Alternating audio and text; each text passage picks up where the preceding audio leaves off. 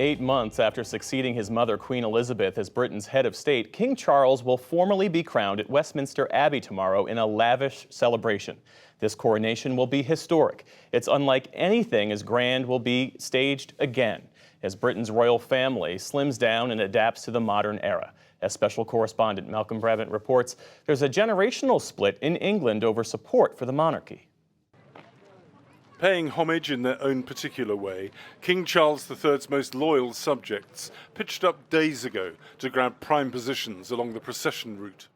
Fashioning a portrait of Britain's head of state is former actor Ray Polhill, an avowed monarchist. We need them, and we need them more now than ever, with an ever-changing world of, paranoia and blame and everything else.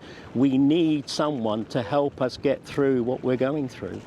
Chris Imafidon is an ardent supporter, not least because of Charles's leadership of the Prince's Trust non-profit, helping vulnerable young people to get their lives on track. He cares for the youths and for the next generation, ready to connect with Gen Z, uses Instagram, Twitter, Facebook. I mean, he's a 74-year-old man. He should forget about technology, but he incorporates that. He cares about the environment.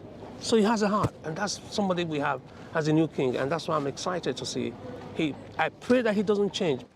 Nurse Hilary Greenhalgh has been pitching her tent here at every major royal event for more than 3 decades. It is living history, isn't it? I mean, in years to come, people will be talking about the coronation of King Charles III. And, I can say, well, I was there. 3 cheers to the king. Hip, hip, hooray! Hip, hip, hooray! Last take the king. And today, the royalists' patience was rewarded as King Charles left Buckingham Palace for a brief walkabout.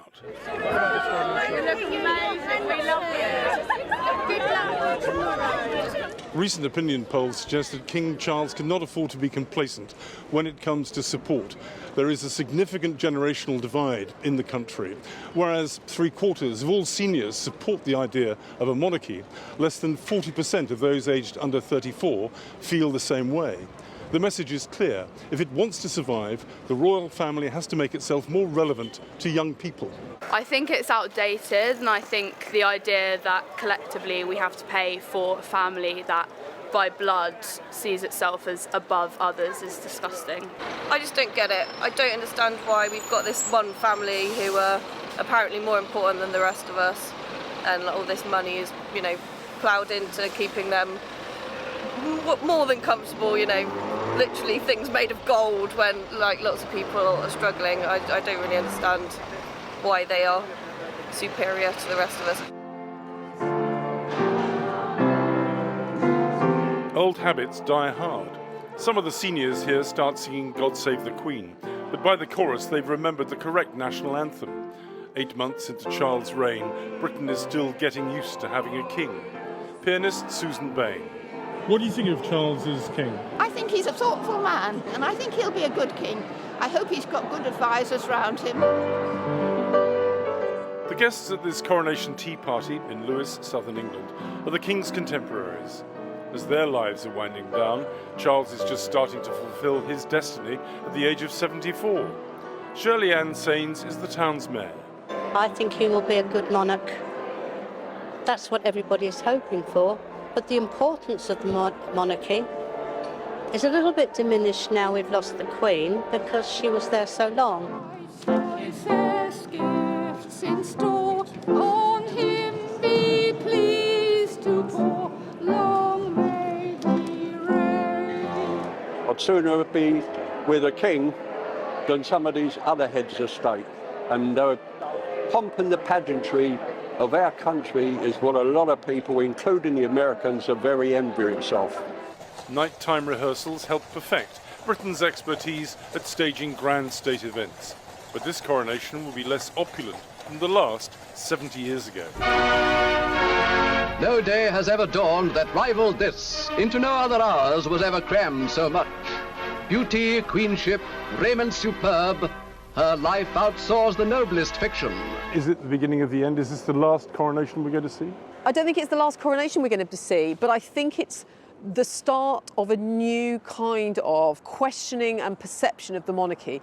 Professor Anna Whitelock is director of the Centre for the Study of Modern Monarchy. I think the sort of sense of amnesty about critical questioning of the monarchy that took place particularly during the latter part of the Queen's reign is over now, and people are questioning why, what, how, and those kind of questions about the monarchy's place, its role, its significance, its influence are being asked. Not my king!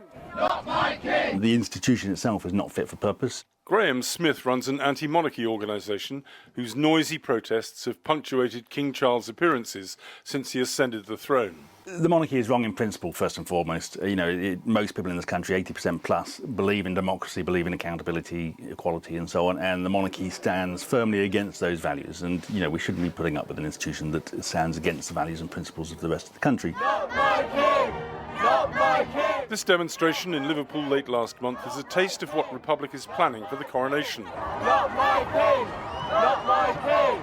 While inside Westminster Abbey, one of the most symbolic acts the public won't witness will be the anointing of King Charles with holy oil to symbolise his spiritual status.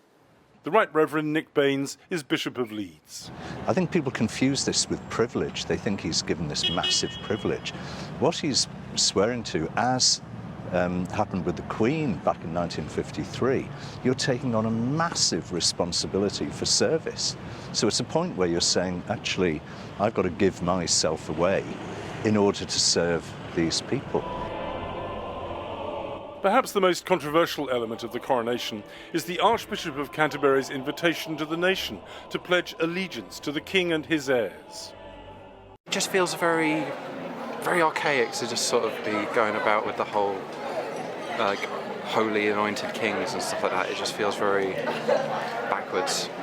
To me personally, I just think it's a bit laughable. I think they're so out of touch and so kind of beyond the commonality of people that they think that that is like something that we're just going to soak up and just going to do without questioning it. When actually you say that to people, you say that to me and I'd just be like obviously I'm not going to do that. Like, it just seems stupid, but it shows how out of touch they are.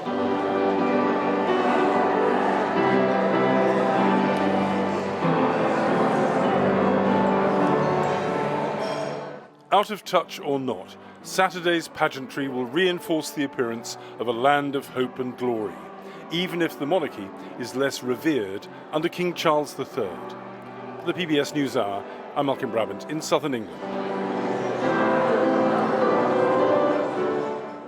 And you can watch our coverage of the coronation of King Charles III on PBS and also streaming on the NewsHour website starting very early in the morning, 2:30 a.m. Eastern. The ceremony begins at 6.